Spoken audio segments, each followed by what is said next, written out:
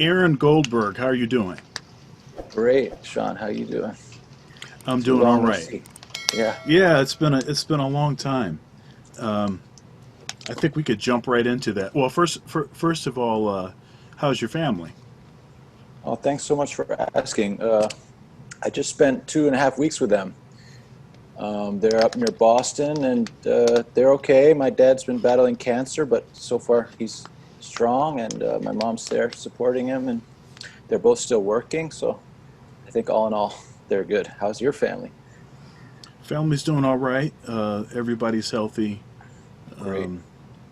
Um, yeah, I mean, my parents are up in Michigan. My dad's been retired for 20 years or something, and he just does what he wants to do. They're pretty secluded. I grew up in the country. They still live in the same house, and so it's it's fine. I know he's kind of chomping at the bit to kind of get back to certain aspects of his routine, but everybody's doing fine. I'm glad to hear that, man. Said that's the health is the most important thing. That's We right. learned we learned that quickly in this COVID crisis. Yeah, it's like I've heard people say this. If you don't have health, you don't have anything. That's it. And That's it. okay, so jumping back into how we met, which was like a lifetime ago. So long ago. Was it 1992 Uh, it was or three? 92. It was 92 or 93. I think it was 93. It was 93 because uh, we were we were getting ready to perform at the IAJE conference, Yeah. and that was in what, January. Yes. So yeah, so it would have just been 93, and but yeah, so we're both Stan Getz, Clifford Brown Fellowship Award people, and so we got selected for that, and our coach was Rufus Reed. Master Rufus. I love Rufus. Yeah, that was not intimidating at all. He's so sweet. He can't be intimidating. I mean, his stature is great, but he's a total sweetheart. Yeah, well, Yeah. he is, but Yeah. I think going into it, I think the thought of Rufus Reed being the coach was a little. I mean, it was great. It was fine. I mean, all of the folks. You know,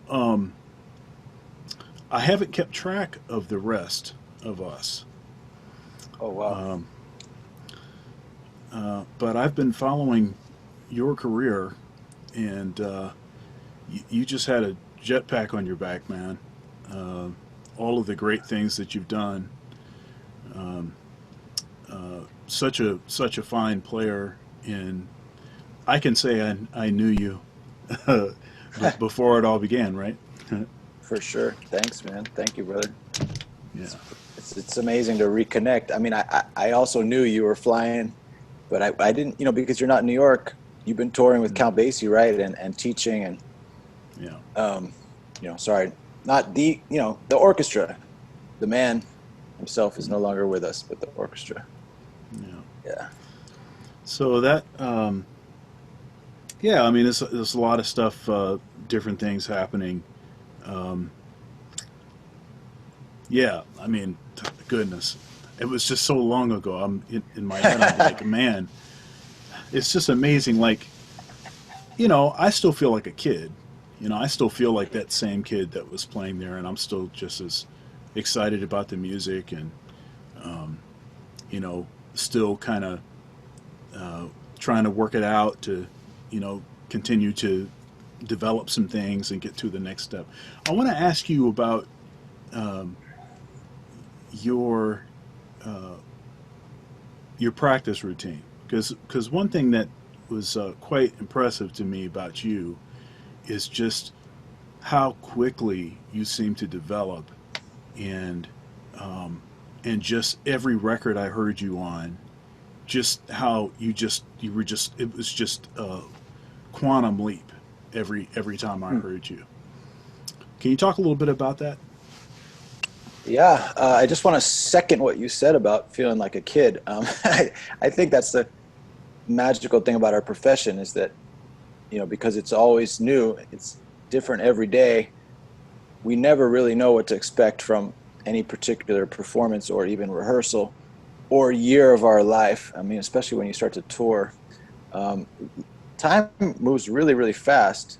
And for better or worse, 20, no, 30, almost 30 years can go by before 28 years can go by before you know it. And, I feel like fundamentally, yeah, I've learned a lot about music, and about people and about cultures. The beautiful thing about traveling is for a living, playing music for a living is you get to see the world and get to know people in all parts of the world, in a way that I never could have imagined I would, have the honor and pleasure to do.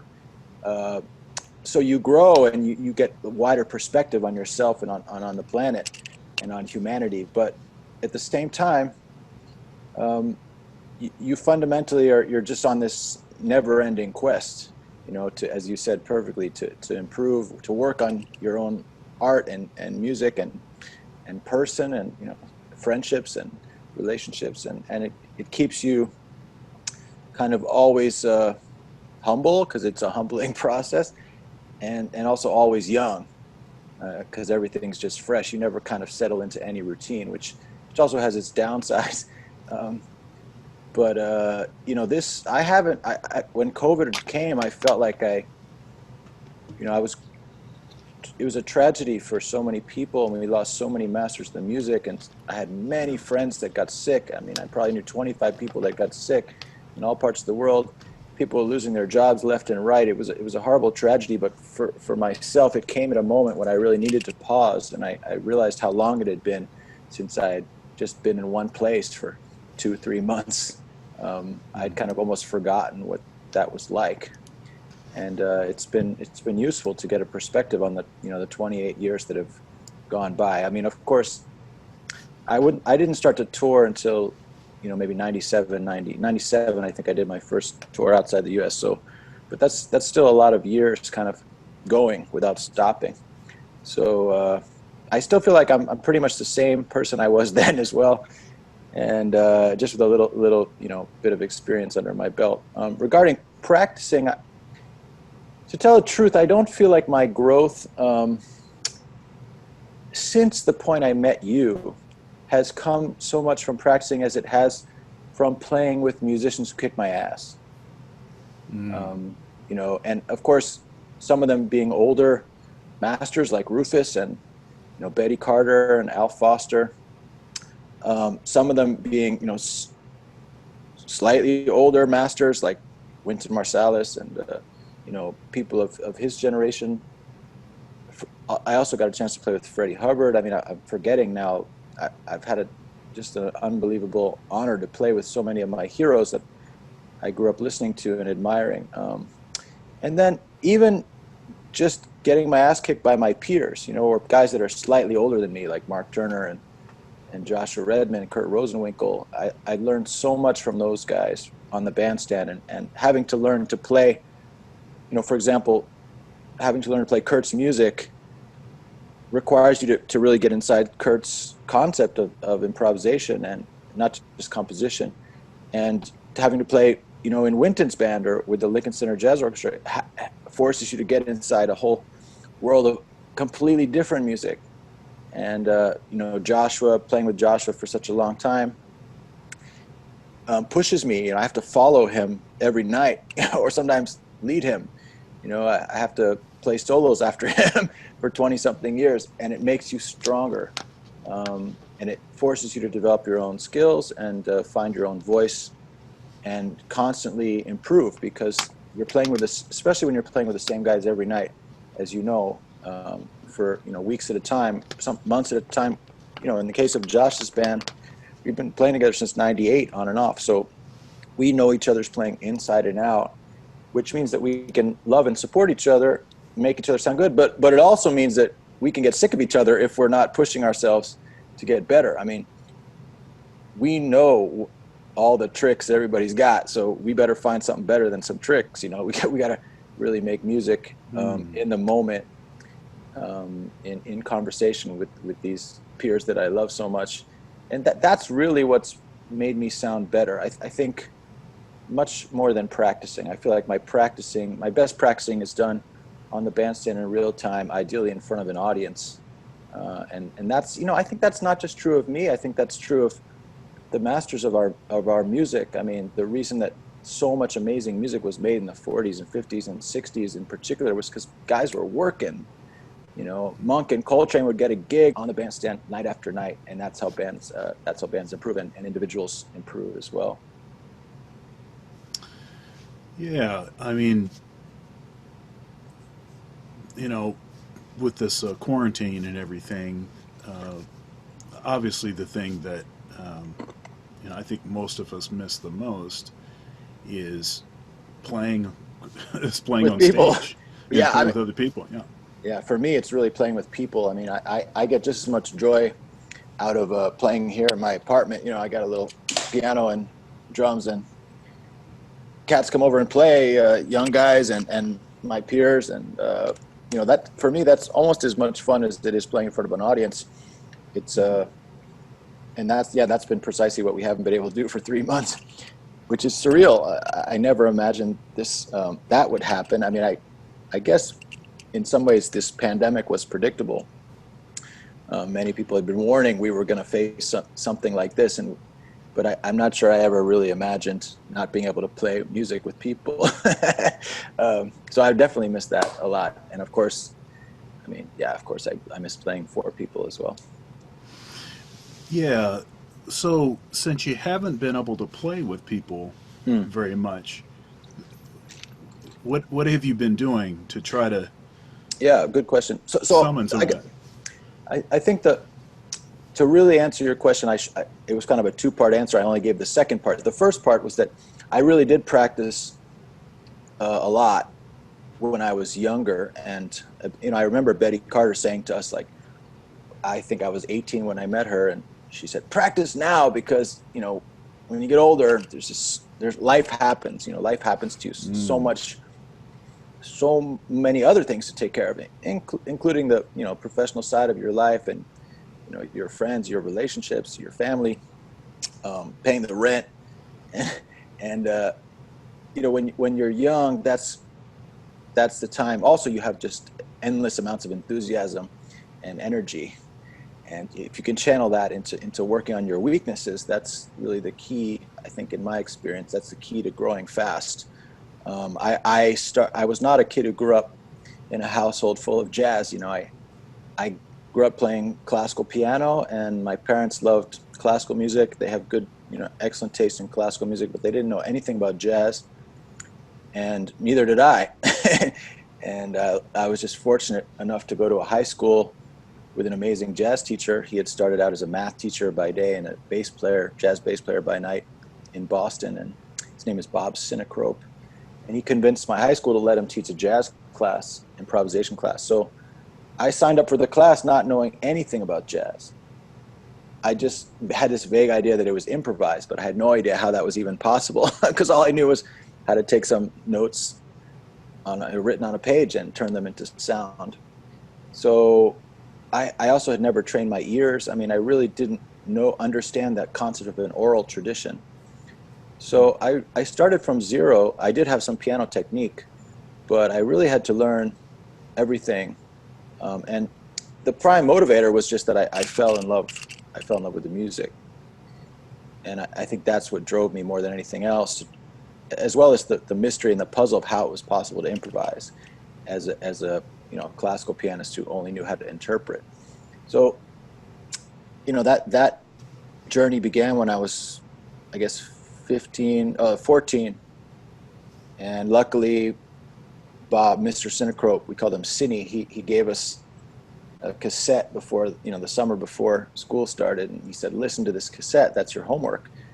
It had all the classics, So What and Moanin', Blues in the Closet, Blue Bossa, Straight No Chaser. I basically just listened to that cassette over and over and over on my Walkman on, loop thousands of times, and I learned the jazz language without realizing I was learning it by ear. But it was a whole nother thing to get to your instrument and have to try to improvise. I had no idea what to play and how to begin. And some of the kids that were studying with me in the class, they had some background playing in rock bands or blues bands, and they had some, they knew some blues skill. They could play something, and I was just in awe of them. But I think I just spent more time listening to that cassette and eventually realizing there was not just that cassette, but there's every one of those songs comes from an album. Every one of those songs comes from an album. Every one of those artists that made that album made 20 other albums. And, you check out who's on Milestones and you see, oh, that's Coltrane. Let me check out some Coltrane. You go, oh, that's Cannonball Adderley. Let me check out some Cannonball Adderley. Pretty soon the web of incredible music opens, and I was, my jaw, my, metaphorical ear jaw was open, dropped, and I just started filling my brain with great music. And he was a great teacher. Bob taught me to just listen and copy what I heard, and it was a very slow, arduous process training my ears to be able to do that. And especially in learning the whole rhythmic side of, African American tradition, the African side of the music was totally foreign to me. But, I fell in love with it, and it was just became a passion, and it felt urgent. It felt urgent to get better. Didn't want to listen to myself sounding sad forever. And then I studied with Jerry Bergonzi, who you probably know, and he's another phenomenal teacher. So I kind of credit, the fact that I'm a jazz musician to those two guys. First definitely to Bob, and then to Jerry, who kind of realized he teaches like a doctor. He diagnoses your ailment, musical ailment, and he prescribes you some medicine for it. And it's musical medicine. You don't know how to swing, learn a Wynton Kelly solo. You don't know how to, play over F7 chord, transcribe McCoy's solo on Pass and Jans. There's a musical medicine for every ailment. And so I think because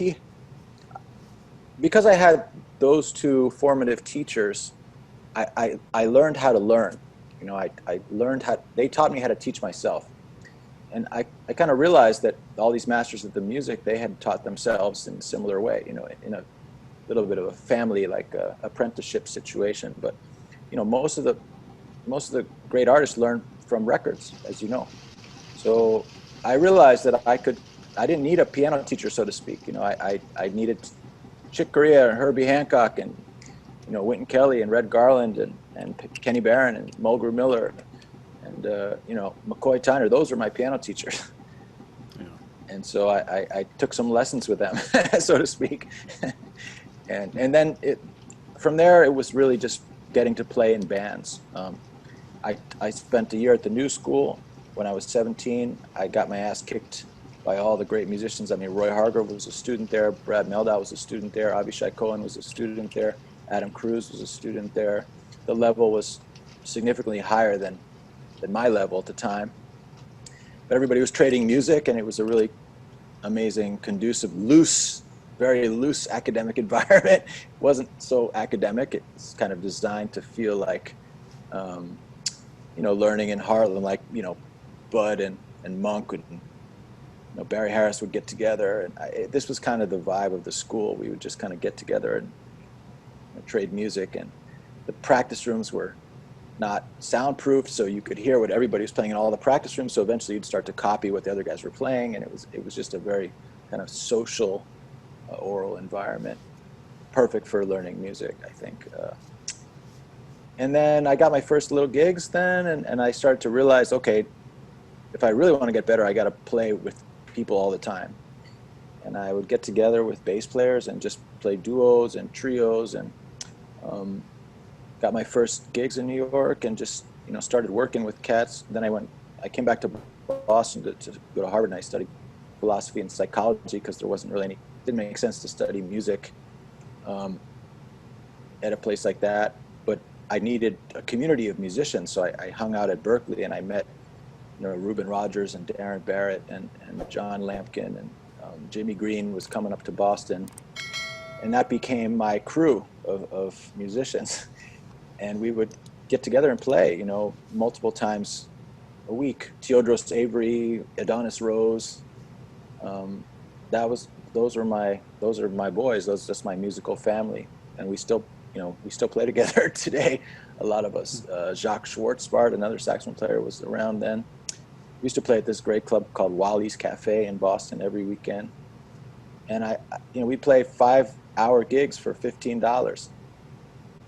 And those are the best gigs I ever did. I learned all the tunes that I learned. I learned how to play with all kinds of different drummers and bass players, and it was a terrible piano, but I loved it. And that I realized, listening to myself, I'd record myself playing these gigs, and I'd realize I would get better much faster if I was playing. And I realized it was more important for me, at least, than practicing alone. And the other thing about playing with people is that you meet one guy and he introduces you to another guy, and then one of those guys has a gig and he might call you for that gig, and then you can actually make money if you're playing with people. Whereas if you're practicing all the time at home, you might be getting better, but you're not actually making a living. So I also realized the more people I play with, the more gigs I would get, the better chance I had of surviving as a working jazz musician, especially as a rhythm section player, as you know. So, and then you build these long-standing relationships with people like Reuben. So, we play together not just in my trio and with Josh, but with so many other bands over the years too. And people start to hire rhythm sections that sound good together because of these long-standing relationships. There was a period of time when I was really focusing on practicing, and of course, now you're always needing to practice when you're working in bands because there's all this new music that's challenging you. Right. So if I'm trying to learn Kurt's music, I'm practicing Kurt's music. I mean, if I'm trying to learn, if I'm playing with Wynton or Lincoln Center Jazz Orchestra and we're playing music of the 20s and 30s, I'm trying to learn all that stuff. So I mean, it's a huge repertoire. I remember when I started playing with Wynton, his manager gave me a shopping bag full of 50 CDs of Wynton's.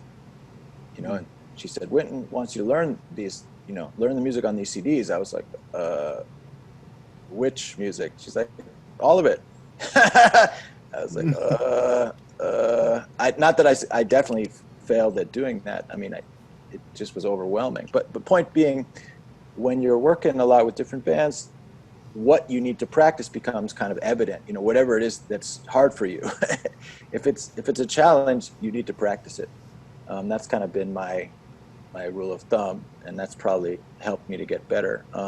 So I still kind of operate according to those principles. I try to diagnose what I'm not good at and work on those things, and that changes over time. During COVID, it's an obvious opportunity to practice some solo piano, so I've been working a little bit on that. That's another thing that you need to do a lot in order to get really good at it. I've been doing it just a little bit over the years, and in the past few years I've been trying to force myself to do it a little bit more, but it's a big challenge to really get to the level of fluency that I feel like I can get to in a trio or a quartet. I'd like to get to it, where it's just me and the piano. Conversations are happening internally as opposed to externally. It's somewhat of a different skill set, and it's mentally challenging as well. So I've been working a little bit on that. Have you done a solo piano CD? Never. Or no. Is that something that you'd want to do? Yeah, I will do it. I'm just kind of waiting for the moment when I feel like I'm, ready to do the kind of solo piano CD that I'd like to do. Right. It's a long tradition of, badass pianists making amazing solo music. So, yeah, it will happen probably the next 10 years sometime, maybe sooner. Not sure. I mean, I could go do it tomorrow. There's nothing stopping me except for this desire to make it be really good and also kind of organic. Yeah, I mean, that would be something I'd want to hear. Thanks. Thanks. Oh yeah. Um, uh, yeah, you got to let me know when you do I mean, that. Shoot me a thanks. message. Part of the reason that I have been waiting, and I probably will wait a little longer, is that I've learned just from making trio CDs and also quartet CDs with other people's bands and quintets, that the music on the CD really gets good when the band's been playing together a lot live. And, Right. so I feel like I'm going to work on in the next, 4 or 5 years, trying to do some solo piano tours, where I start to play every night. Right. Right. Right. Right. Right. And at that moment, when it starts to feel like the music's really flowing and natural and I'm not thinking about it and it's just happening, I think that's going to be the moment to make a CD, just go in the studio and play. Right. Right. Right. Yeah. Very cool. So I want you to back up a little bit further. And so, when did you start playing piano, and who was your first teacher? Yeah, so I started playing the piano when I was about 6 or 7. We had a piano in the house because my parents played when they were kids, um, classical piano, and they thought it was, just something a kid should do to be well-rounded, play some sports, play some piano. And I remember, my father would teach me nursery rhymes by writing the notes on the keys, or writing the fingerings on the keys. So like 3 2 1 2 3 3 3 2 2 2 3 5 5, that kind of stuff. Hmm. And with a pencil on the piano, I remember that. But my first real teacher was a really sweet lady in the neighborhood named Mrs. Moore. And I did the little dozen a day piano exercises that kids do, and she gave me a little sticker on the ones that I did well, and I used to love to get those stickers. And um, eventually I played some easy pieces probably by Mozart and Bach. It wasn't very hardcore. It wasn't like a serious conservatory education in any way, and also she wasn't necessarily a strong technical teacher, but she was fun and sweet, and we used to have these little parties where all the kids would play, and I remember listening to other kids, and they remember listening to me, and it was just a nice, like, kind of warm environment to make music friendly. But I wasn't that serious about it. In high school, I started studying with a more serious teacher, classical teacher, who gave me some more challenging material, and we started working a little more on technique. But I actually never really studied classical technique seriously until I was at Harvard, and I found a classical teacher who subsequently became the chairman of the piano department at Berkeley. She's a classical composer and teacher. She had studied with a famous classical teacher named Madame Shaloff, Serge Shaloff's mother, who taught Keith Jarrett and Herbie and Kenny Werner and many, many um, amazing musicians that passed through Boston. James Williams briefly studied with her, Mulgrew. So this was her prize student who kind of carried on her tradition of teaching technique.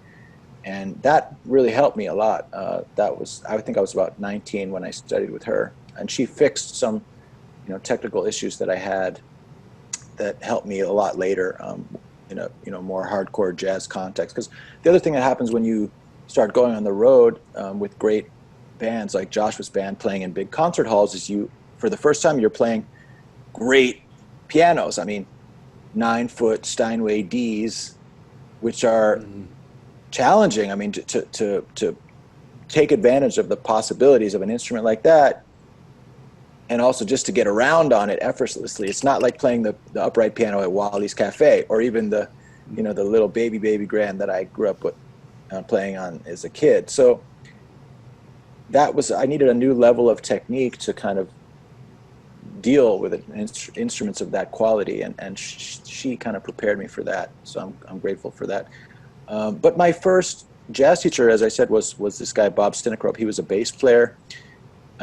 He was, he knew enough about voicings. He showed me some voicings, but he wasn't really a jazz pianist. And then I studied with Jerry Bergonzi, who also wasn't officially a jazz pianist, although he played a pile of piano. I trust that you've enjoyed the video so far. Please subscribe, comment, share, like, and also you can go over to my Patreon. The link is in the description if you'd like to further support. Thank you. Now back to the video. So that's sort of an interesting thing that I never really had a formal jazz teacher, piano teacher. When I was at the New School, I took a few lessons with many different great pianists. I took a few lessons with Bruce Barth, who I love. I took a few lessons with Kenny Werner. I took about 4 or 5 lessons with George Cables, the master George Cables. But I also didn't have a really steady piano teacher kind of ever in my life, which maybe I'm sure is bad in some ways. But maybe it's good in other ways. I'm not sure. Well, I mean, I think if you you get the technical stuff that you need for your instrument, Yeah. and then everything else is conceptual. And Right. so I think that's it's interesting. In the different instruments that I play, my approach has been to I have, like, when I started playing guitar, for instance, I've got a couple buddies that are great guitar players, and they've been willing to share information. And so they just give me like a ton of stuff to say, hey, check this out, and then I'll, be working on that, or whatever, or I'll check that out. And, but, you get to a certain point where you understand music, and once you've sort of overcome the sort of physics of the instrument, then the concept is what's most important. That's true. Yeah. But different instruments, as you know, also require slightly different concepts. Right. Yeah. Yeah. So I mean, at some point, I got a drum set, and I was thinking like, oh, maybe I'll try to learn to play some drums.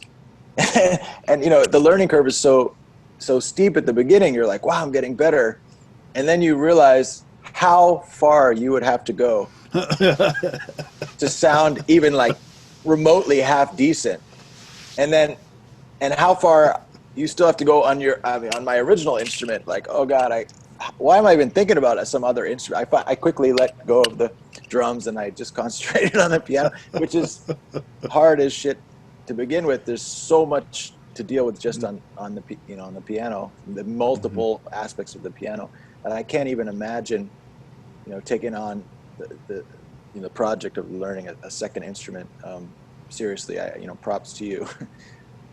Well, I did it for okay, so flute and clarinet were sort of byproducts of me being a saxophone player, because it's just you have to be able to play those instruments.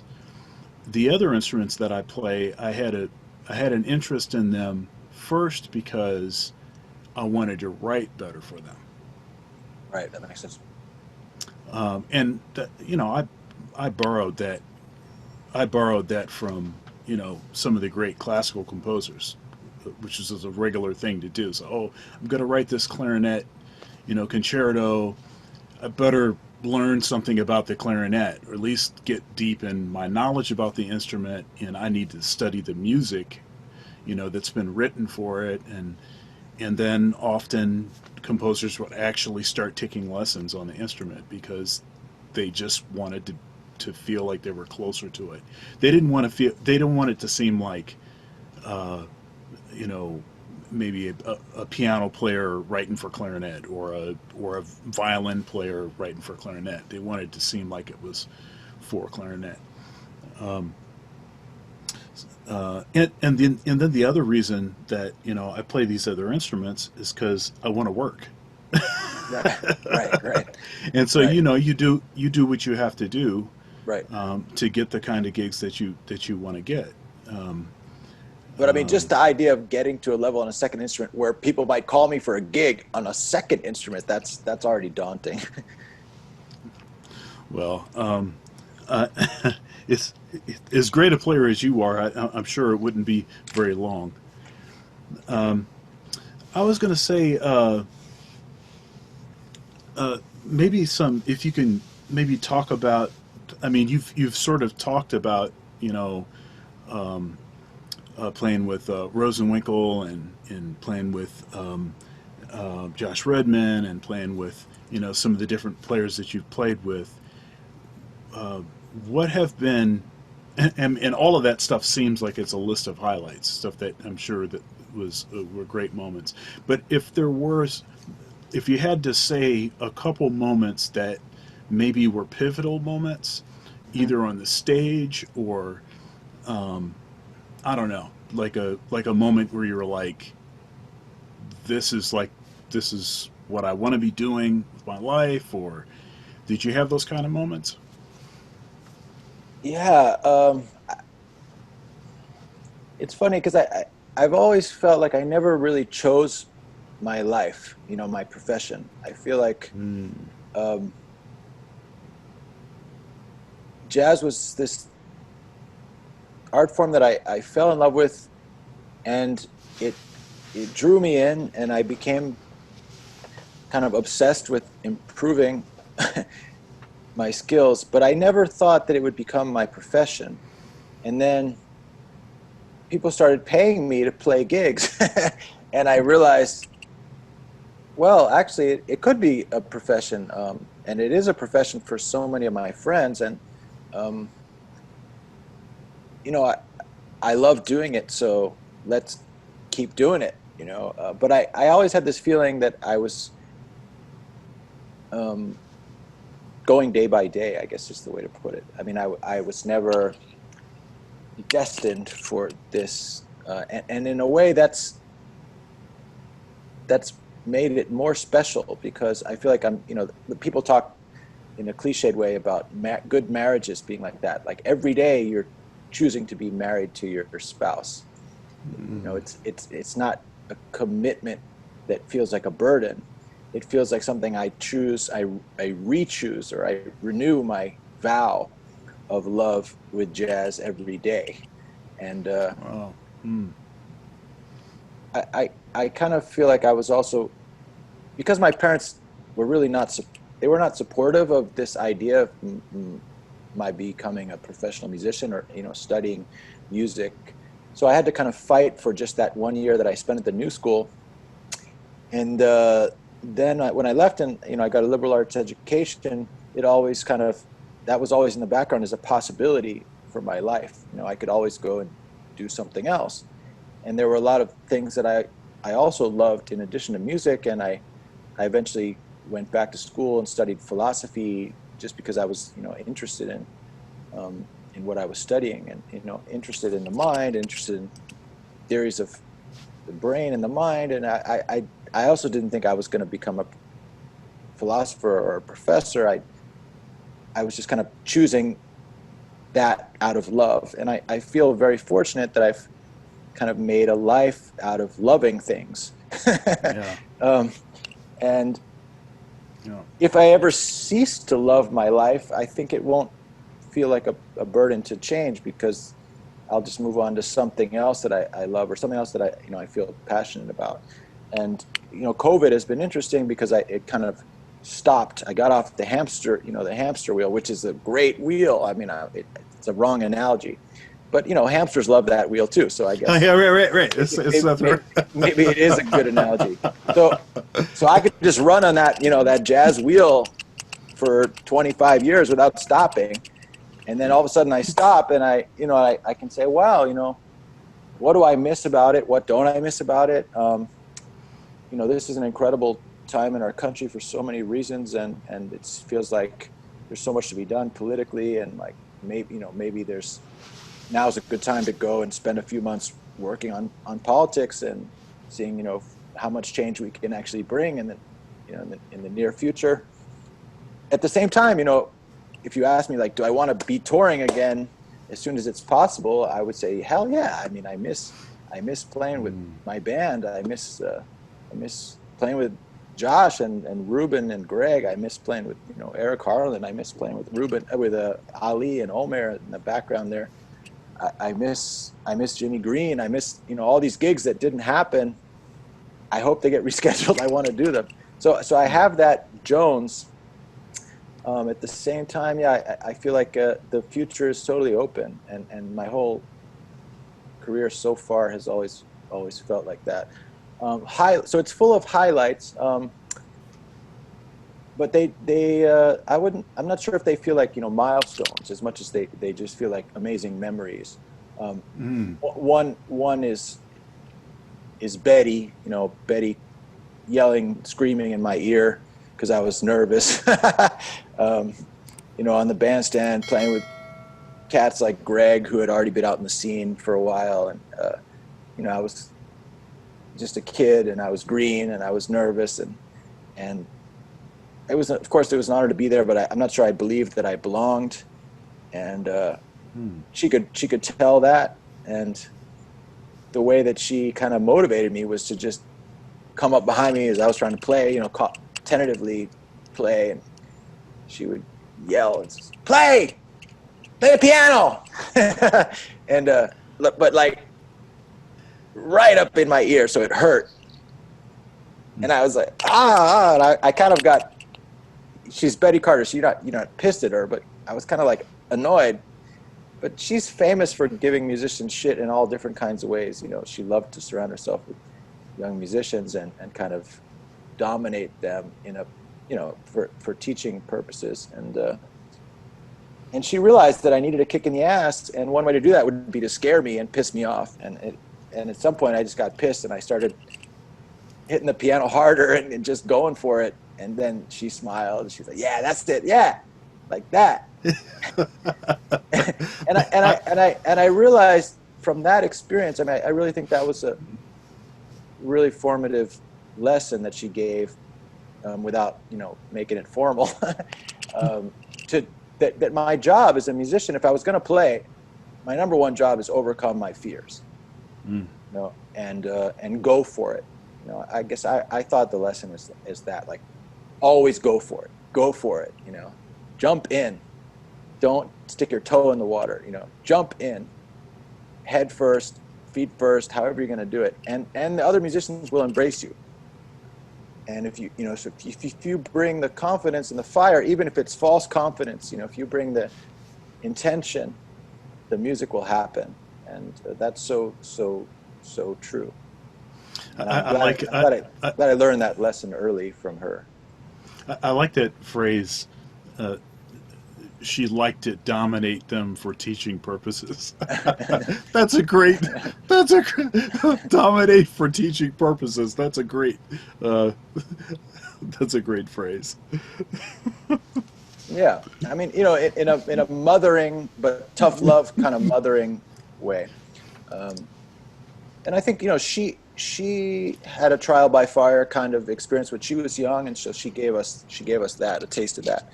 And I think that was part of the scene, always a healthy part of the scene. What doesn't kill you makes you stronger, and we got stronger because of Betty. All of us, there was a whole crew of us.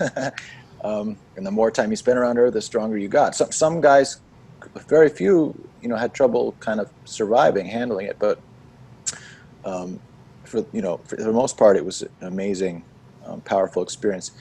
I think an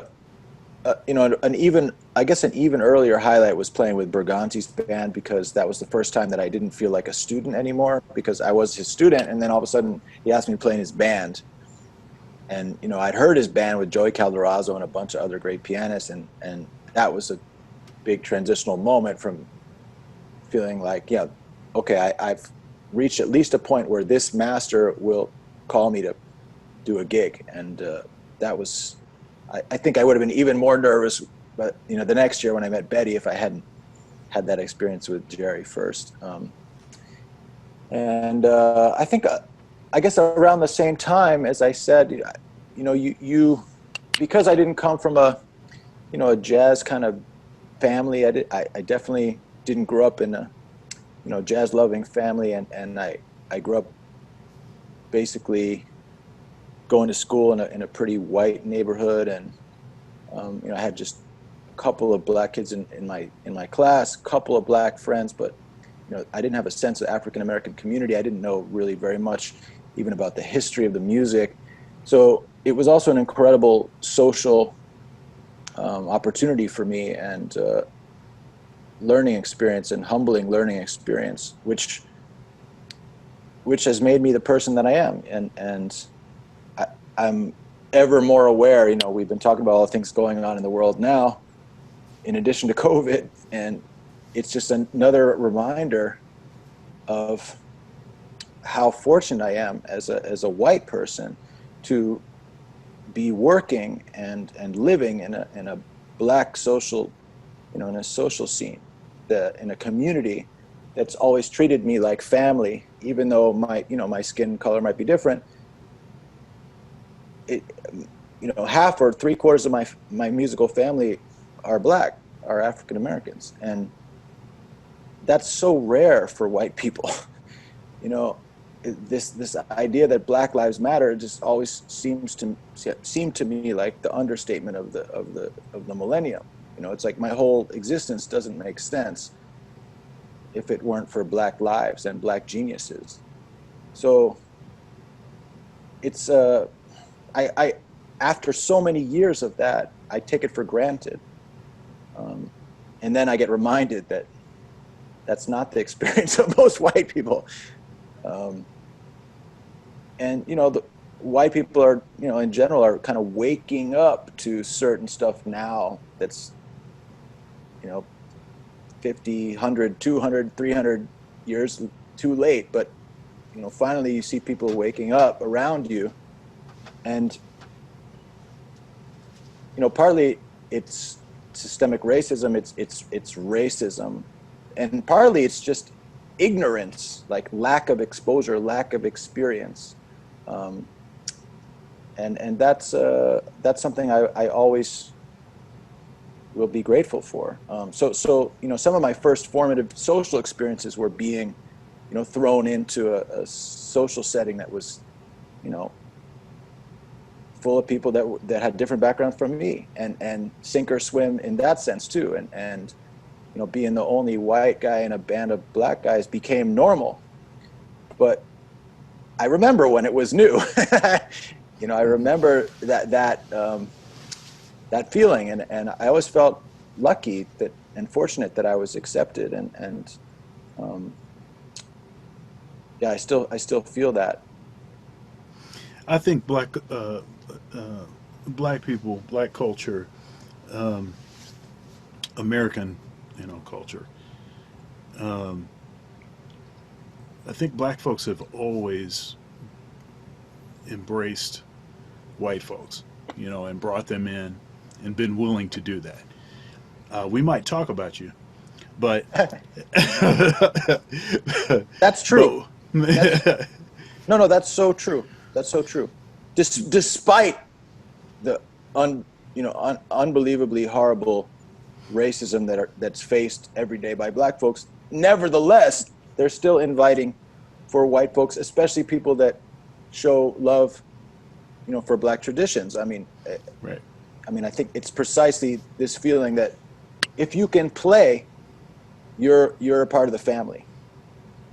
And I, the reason for that, as far as I understand it, and talking to many people about it, is that if you can play, it shows that you've given, so many hours of deep passion, love, and respect to black geniuses and this African American tradition. Yeah. You have embraced the tradition, so the tradition embraces you. And yeah, that's a really beautiful thing that makes me hopeful about the society at large. Yeah, in my experience, maybe many things that may get sort of thrown under the racism umbrella are just people that just don't understand or have any knowledge of things other than from people that look like themselves. And we are, and even in the music world, is very segregated. And even, it's racially segregated. It's stylistically segregated. You have kind of classical musicians play with classical musicians, and Oh yeah. and the church musicians tend to play with the church musicians, and the R&B guys or the hip hop guys or the country or whatever it is, that they tend to, and part of that is because somewhat there's a certain nuance that's necessary to be able to execute those styles. But at one time, it didn't used to be that way. It seems like it has gotten more that way and gotten worse in that way. Um, Interesting.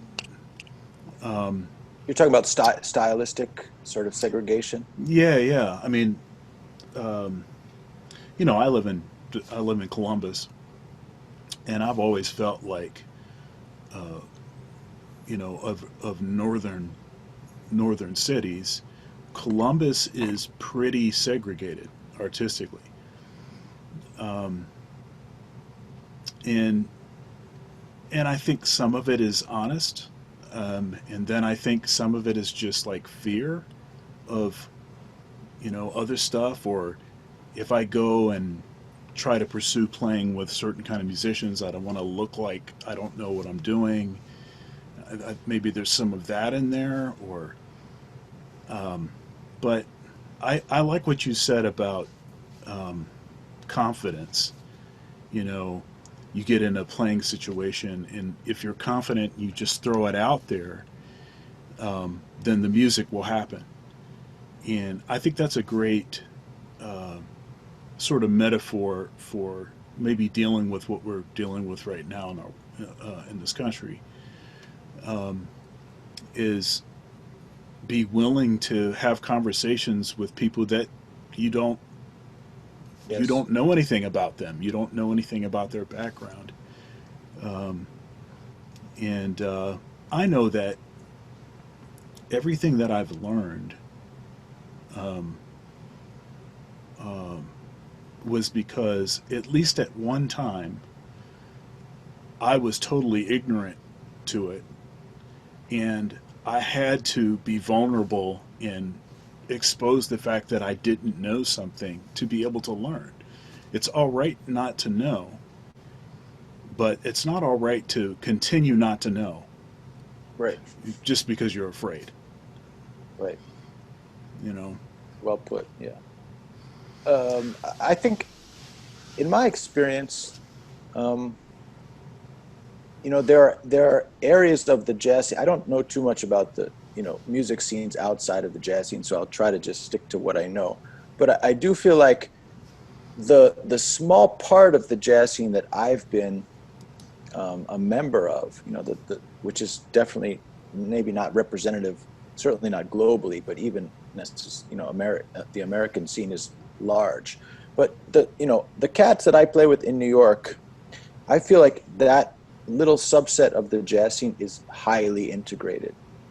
Mm. In a way, it's a little utopia inside this larger sea of problems. It's a little island of sanity and mutual understanding and mutual respect. And it's partly because it's a large African American family with some non-African American honorary family members. It's a Mm. large. It feels like um, an extended family that's kind of brown and beige and some pink and yellow people in there too.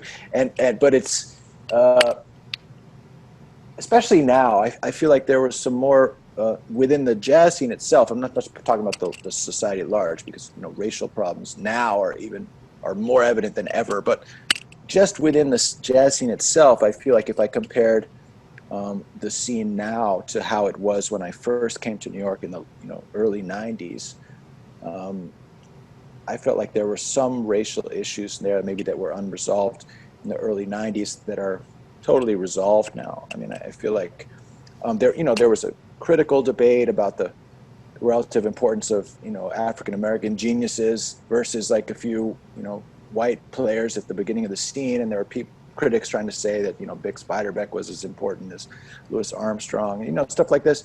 Bill Evans was as important as Monk or Ellington, and for the most part, those few white critics that were insisting on that, they lost.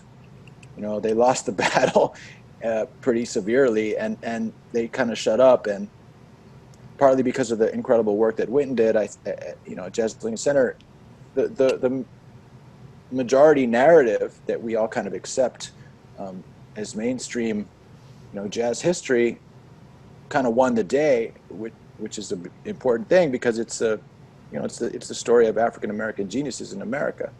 And once that kind of battle was won, I feel like the jazz scene, at least the part of it that I inhabited, kind of calmed. All the racial issues were calmed, and we kind of just settled in to make music together as brothers, and that's beautiful also, because in order to have hope for the whole society, you have to have some experience of what's possible on the microcosm, the micro level. And I feel like, to the degree that I think change is possible on the macro level, it's because I've had this experience at the micro level of people, getting along despite their differences, and loving each other despite their different backgrounds. Yeah. So I want to jump back to when we first met, and that whole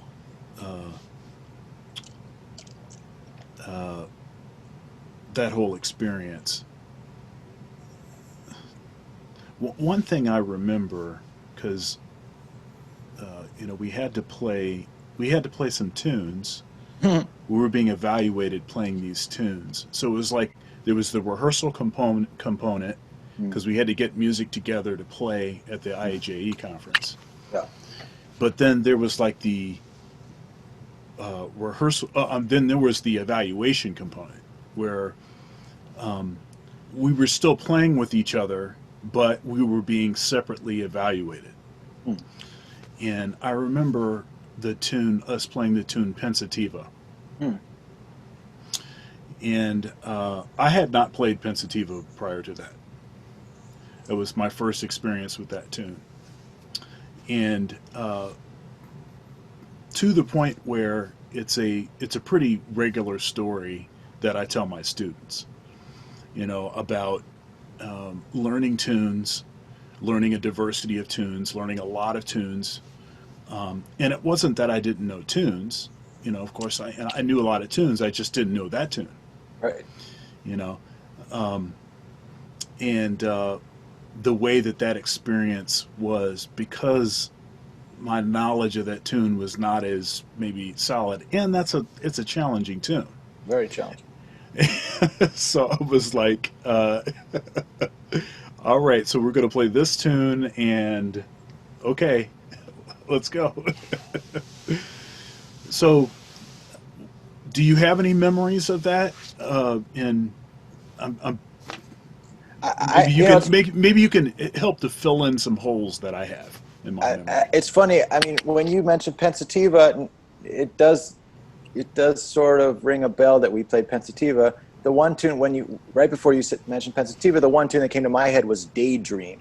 Do you remember this Billy Strayhorn? Okay, yeah. Daydream. Yeah. I remember having to learn Daydream and not knowing Daydream, and sort of wondering if I could memorize it. I remember wondering whether I should write a chart for it or whether I could memorize it, and wondering if they were expecting we were going to memorize. I kind of remember that tune being the one that caused me a little stress at the time. But I had two experiences of the IAJ thing, because I can't remember which year. I think your year, I came back the year later, and I played with the IAJE winners from that year as well, because they didn't have a piano player. So when they played a concert, they needed a piano player. So they asked me, because I'd done it the year before, and I came and played with them. So that experience gets mixed together in my mind with I think the year that we did it. Right. But was Stephen Riley part of it? Maybe he was the next year. Do you know who Stephen Riley is? He's a great saxophone player, lives in North Carolina. He played with. There were two other saxophone players other than me, and honestly, I don't remember their names. One of them could have been Stephen Riley. Stephen Riley is a great tenor player, and he was in one of those. I can't remember if it was your year or our year or the next year. Yeah. Do you remember any of the other guys? I remember there was a trombone player, and unfortunately I don't remember his name. I have a listing somewhere. Yeah, Uh, we should be able to look that up somehow. yeah. We could figure that out. Um, but Bass or drums? Do you remember bass or drums? no, so there was no bass player or drummer selected. So we had guys that were hired Oh, to do that. oh, I don't. So Okay. I think the so I think it was me, you, the trombone, and then the other two saxophone players. Oh, okay, that makes sense. Yeah. Right. So the next year there was no piano player, so that's why I came in. The, Yeah, yeah. yeah. So, and Uh, I think the year that we did it, it was still being, so the concert was still like in one of these smaller venues, but the following year, so I think the year that you came back to do it, I think you guys played on the main stage for one of the. and that was in Boston. So that was the other thing is that because I was going to Harvard, so I was living in Boston, and I think that might have been another reason why they asked me. And what I do really remember was that IAJE was incredible because first of all, it was in Boston where I was living. Second of all, we played on the big stage, and then the same night, or I think it was the same night, or maybe the next night, Josh played with his band, with Blade and Brad, and I think Grenadier might have been subbing for Christian, and Jerry Allen and Ravi and Wallace Roney and Greg Hutchinson and Rodney Whitaker played. It was like a double bill. So that Mm, I think at that point in my life, that was one of the most amazing double bills I'd seen of Jerry's band with all those cats, and then Josh's band, and it went super late, like it went like till 2 a.m. or something. Everything started late, so that kind of overwhelmed the. Where was IJE the year we did it? uh, I think it was in San Antonio. Oh, San Antonio. That sounds right. Yeah, right. Yeah, exactly. I'll tell you, one thing about those conferences, and I know the Gen conference is trying to kind of get itself, Yeah, up to the same sort of prominence and status and stuff, stature or whatever.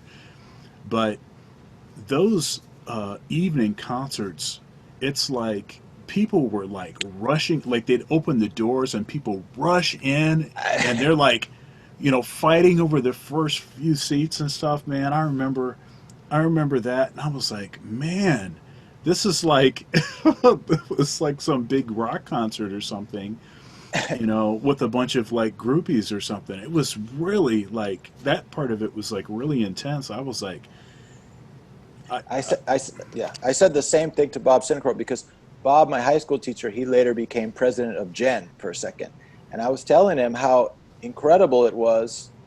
I mean, when my high school jazz band, we also went to one of those IAJE conferences in Washington, D.C., and we played, as one of the many high school bands that played. And I remember those concerts also that I went to that year. And the fact is, the IAJ conference was partially sponsored by the record companies at that time. So the mm, record companies would go out there and they would promote their big artists, which means you'd have great bands like Jerry's band and Josh's band. You'd have these amazing bands playing all the time, and that was how it was possible. They were doing sort of showcases. yeah, And then the Gen conference sort of made a decision they didn't want to have any record companies involved. They wanted to keep it more pedagogically focused, and that might have had pluses and minuses. But I kind of was trying to tell Bob that like one thing that was so exciting and inspiring and motivating for us as young high school musicians was to get a chance to hear these amazing cats playing after us, at the same conference. It was super inspiring. So of course Jen does try to do some of that, but they can't have the same firepower that those conferences had because of the record company involvement. Of course there are real jazz record companies are not really big business anymore anyway. right. So that Like, might have what's been that? just a moment in time anyway, but it was an amazing moment in time. And I have, we're the same age, so we have the same formative experiences of that for sure. Hey, I'm still trying to figure out what a Walkman is, man. I still have somewhere I have my CD Walkman. I don't know if I still have my cassette Walkman. I probably do somewhere. I have a lot of cassettes. I mean, I kept all my old cassettes. Some of the best Yeah. music I have is on cassette. Yeah, I've got a big. You can't see it from where I am, but I've got a big cassette thing. It's from the ceiling all the way down to the Oh, floor, and it's oh, all of great. these cassettes from. And it's I'd say it's 99. Well, it's about 90% dubbed Right, cassettes. You know. right. I have about maybe 80% dub cassettes too. Yeah. Yeah, yeah, yeah. That's what's happening. Um, so at one of those IEJE conferences, I had a pretty. I mean, all of them were all of them that I attended were great. Of course, the one that we played together at that was terrific. But years later, I came back and I saw the Brecker brothers play with the Metropole Orchestra, and Vince Mendoza was the Wow. Yeah. director, Good man. and Vince had and probably a couple other arrangers had arranged a bunch of those Brecker Brothers pieces. I mean, that concert was like an hour, and that was a pretty transformative like experience. Seeing that concert, um, a lot of the composition that I was doing was a lot more small group kind of based stuff. And I heard that concert and I was like, I haven't written anything. Like, it was just such a profound experience, and it made me kind of shift my focus and Oh, really start oh, diving more into orchestral stuff and oh. trying to find interesting ways to combine different styles of music and stuff. It was just such a great thing. But Hmm. yeah. So I mean, you see on the screen behind us this Groove du Jour back here. This is your website. Can you talk about this band a little bit? Yeah, yeah. I guess I should just note for posterity that I uh, I had a great aunt, and I went to her when she passed. I went to her funeral in New York on my mom's side of the family, and at Jewish funerals, everybody spends hours afterwards eating. So we're in some relative's house, and we're eating, and this old lady comes up to me and she says, "Oh, I heard that you're a musician." I said, "Yeah, yeah, I'm a musician." "What's your name?" She said her name. I told her my name. She said, "Oh, I have some relatives that are musicians." I said, "Oh, that's nice." She said, "Maybe you know them." I was like, "Yeah, maybe." There's a lot of musicians in the world, but what kind of music do they play? She said, "I don't know. I think it's that jazz stuff." It's like, "Oh, that's funny because I play the jazz stuff too." She's like, "Well, their name is Brecker. Do you know any musicians named Brecker?" And I was like, "You mean Michael and Randy Brecker?" "Yes, those are the Brecker boys. Yes, the Brecker boys." It turned out that I was actually cousins with the Breckers, and I Oh, I didn't know. It was oh, through marriage. My mom's first cousin's wife's brother was married to the Brecker's sister. That kind of relationship. But it was hilarious because I had I knew Michael because Michael and Josh were close, and I knew Joey, and um, I'd met Michael a few times. We played once or twice, and he was talking about maybe doing more playing and starting a band. He invited me over to his house, and I had an amazing couple of hangs with him. We played in Boston. He came over to my parents' house. It felt like family. We started calling each other cousin, like half joking. And then he passed. Then he got sick, and we were searching for all the entire Jewish community was searching for bone marrow transplants for him to find a match, and we couldn't find a match. It was just super tragic. Um, but it was this weird moment of feeling like, oh, actually I have jazz family, because as I was saying before, I'm kind of honorary jazz family with so many people, but I actually had real jazz family, and I never knew it. um, hmm. and then of course Randy, is also my cousin, but I just didn't have a chance to get tight with Randy as much as with Michael. So I missed Michael. I miss him. He was an amazing person, not just a musician. Sorry, that was you asked me about Groove du Jour, so that I was just thinking Yeah, about. yeah, yeah. No, no, no. Yeah, Yeah, thank you. Thank you for that. Omer. So Omer and Ali and I, we go way back. So Omer came to the new school. He came from Israel to New York in 1992. I had come to New York in 91. So my spring semester of my only year at the new school, he showed up with a couple of other Israeli guys. It was kind of the first wave of Israeli jazz musicians to come to New York. And we just musically kind of bonded quickly, and we used to play duets in the practice rooms. And that I think the summer, maybe of the next year, we kept playing. Even though I moved back to Boston, I would come to New York in the summertime, and I would kind of hook up with my new school friends. And Omer started playing at Smalls, and my first gig at Smalls, I think, was with Omer's band Quintet with Greg Tardy and Myron Walden and Ali on drums. And we used to play like the late night, 2 in the morning or 3 in the morning it would start. So we did a bunch of gigs like that with Omer's band. And that was kind of the first time I played with Ali, but I had met Ali because I had auditioned at Manhattan School of Music, and his cousin Carlos McKinney, who was a great piano player who played with Elvin and Kenny Garrett, he came to Manhattan School to audition on the same days as me, and he brought his cousin Ali to accompany him on drums. So I had a nice hang with Ali and Carlos. I was intimidated, they were much better than me, but we had a good hang, and we sort of stayed in touch, and then we started playing together with Omer. So we've been playing together, for 25 years, on and off. We never, we never kind of formalized the trio until recently. Sometimes it was the Ali Jackson trio, sometimes it was the Omer Avital trio, sometimes it was the Aaron Goldberg trio, sometimes we were part of a larger band. And then finally we made a record earlier that was called Yes, which is the name of one of Omer's tunes, and we decided to just call the trio Yes Trio. So this French label, Ali moved to France because his son was playing for a French soccer team.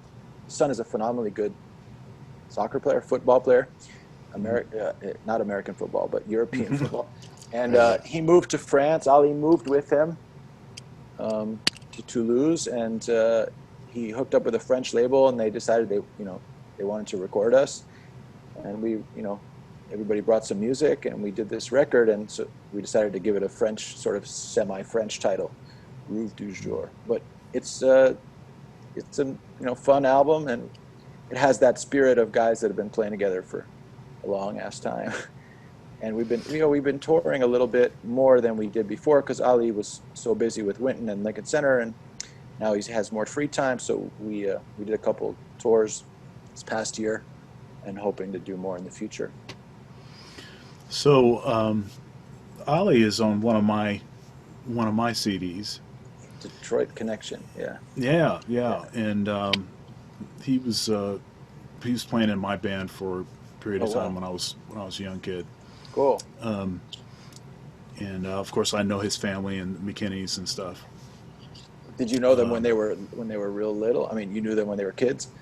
Yeah. So when did I meet Ali? I mean, he had to be, I don't know, 16, 17.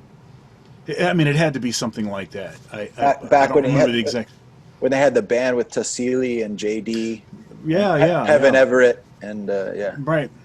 And I interviewed JD Allen for this interview series.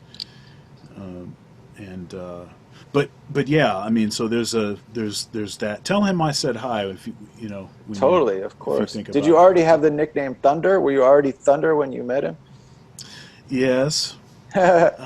I've been Thunder since I was about 2 years old. Oh wow, okay, got it.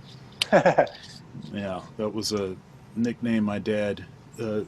I have dozens. I've been given dozens of nicknames, of which the only one that you'll ever know is Thunder. Okay. Got it. Because Got it. my dad, he he nicknamed all of us. This is something his family does. It's just everybody has some other name, and then instead of calling you the name they gave you, they just call you this other name all the time. That's just what it is. And is your family also a musical family like Ali's family?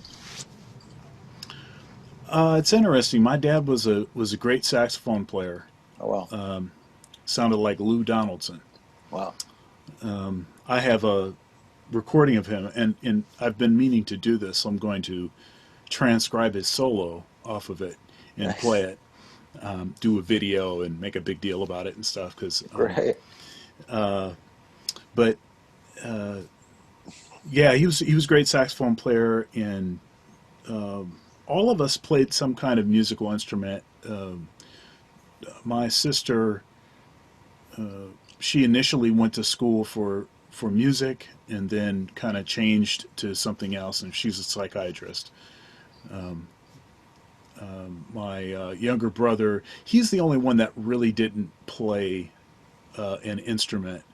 His thing was basketball, so he was really kind of pressing with the basketball thing when he was in school and stuff. And then my older brother played trumpet, so we had to, at least deal with it until we finished high school, and then it's like, Up okay, to yeah, if you don't want to do this for a living, it's fine. But there's a lot of research that suggests that studying an instrument, especially in formative years, is very good for you. Not just as far as like developing the sort of mental infrastructure, but also socially. And how do you accept criticism, constructive criticism. How do function in a band? How do you function, when other people are relying on you to play your part correctly? How all of that kind of stuff. And so, but I'm the only one that's a musician,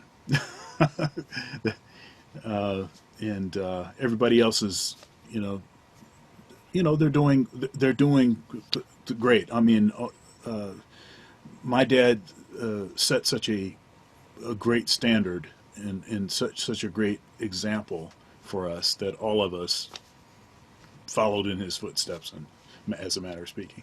did your dad play with Ali's dad and Ali's, No, no, okay. my so I was actually born in Columbus because Okay. my parents and stuff were from Columbus. Oh, okay. They met in Columbus, and my dad was born in Columbus, and then I was born in Columbus, and then when I was 5, we moved up to Michigan. And I started. You said that you started playing piano when you were 6 or 7. I started playing saxophone when I was 6. So we we have that in common. Yeah, man. So talk about the future. You have some goals. You have some projects that you're working on. Yeah. So my first trio of my own, as a band leader was with Ruben and with Eric Harland, and we played together, you know, for 20 years or so. And then around 2014 or so, we kind of took a break, and I started a new trio with a great drummer that I played with in the 90s named Leon Parker, who you may remember. And Mm, Leon had moved to France. So I kind of, he'd stopped playing. We kind of got Leon back on the scene. We were doing some touring together with Matt Penman and Leon. And then that trio kind of came to its natural end. And around that time, Eric called Ruben and I and said, "Hey, man, guys, we want to, don't you want to, let's come back together and make a recording." So it seems like the next project is probably going to involve putting out this recording that we made with Eric and Ruben, and trying to do some touring of that project. I also have a possible live record in the can from the other trio with Ruben, with Matt and Leon. So I have to kind of decide which of those is going to take precedence. And it's hard to predict how soon we're going to be back in a world where we can do tours. But as soon as that starts to materialize, I have to, put together the some sense of the business side of whichever those trios is going to start touring again, which is probably going to be the one with Ruben and Eric. And then Ali and Omer and I are also talking about recording. So I have these 2 or 3 trio projects that are ongoing, and something's going to come out in 2021 from at least one, if not 2 of those bands. And then I hope that we're going to continue to work with Josh. We made a nice record with Josh recently, and we had just had a tour canceled, so hopefully that'll get rescheduled. And I'm always trying to force myself to write more, which sometimes I have, some good fortune with that. Sometimes I don't. So I'm going to, push myself a little bit more in that direction, and also the solo piano direction, as I mentioned. So those are my far projects. And in the near future, I really just hope that this is an opportunity for our society to, to come closer to reaching its potential and try to fix some long-standing horrible problems that we've never really succeeded in fixing. And I've never seen our country in such bad shape under this particular president. And I think that, COVID, as horrible as it's been, revealed a lot of things that needed to be revealed. And the tragedies of the past month have once again revealed more things that need to be revealed. And it's interesting now because people are responding in a different way than they ever have in the past. In my lifetime, it feels a tiny bit like what I imagined, the late 60s might have felt like. When I see documentaries of the 1960s, I think, wow, I don't even recognize that as my country. It's not I know that transpired in my country, but the fact that so many people are out in the street to try to make the society better and fighting for what they believe in, for their moral values, against serious opposition, life-threatening opposition. That's not something that I've seen in my lifetime. People maybe became a little complacent, and now seems like an opportunity to fight again for the type of country that we want. And sometimes things have to hit bottom before they can rise, and it feels like an opportunity to rise. So I want to be more of a part of that and do what I can to make sure that we have a new president come 2021, and some hopefully a Democratic Senate and a House as well, and finally some legislation that will put an end to this kind of insane nightmare of guardians that are supposed to be protecting us killing us, brothers and sisters. So